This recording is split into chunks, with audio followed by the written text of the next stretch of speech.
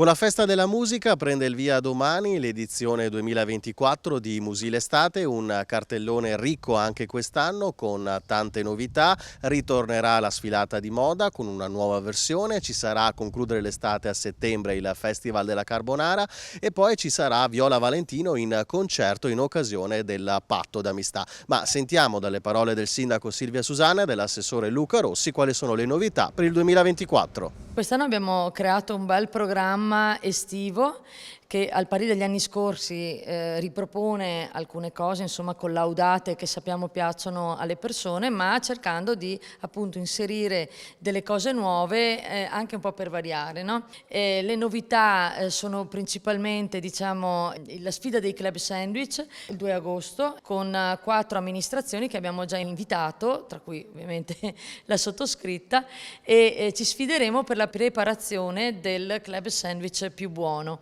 Quindi i sindaci che cucinano, ma avrete poi anche altre iniziative durante l'estate? Sì, oltre a riproporre il 7 agosto con le stesse modalità, ma con degli ospiti d'eccezione come Viola Valentino e 2 cabarettisti direttamente da Colorado, anche poi avremo un nuovo banditore, una nuova dama del patto e cercheremo anche in questo di coinvolgere soprattutto i giovani. Tornerà anche l'appuntamento con la sfilata di moda, il coinvolgimento anche con le attività del territorio.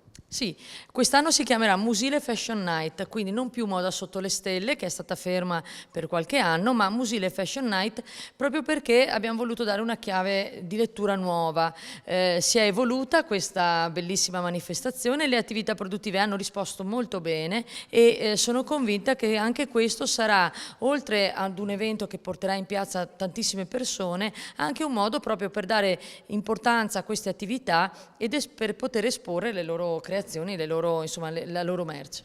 Chiudiamo a settembre con il Festival della Carbonara e stiamo soprattutto un invito a tutti a venire in piazza. È un tour, loro praticamente viaggiano e spaziano in tutta Italia e quindi faranno tappa anche a Musile e avranno degli stand dove offriranno la carbonara. C'è anche un'altra iniziativa che però magari riproporremo l'anno prossimo che riguarda i cibi pugliesi e quindi anche questa novità abbiamo deciso di inserirla all'interno del programma estivo, insomma.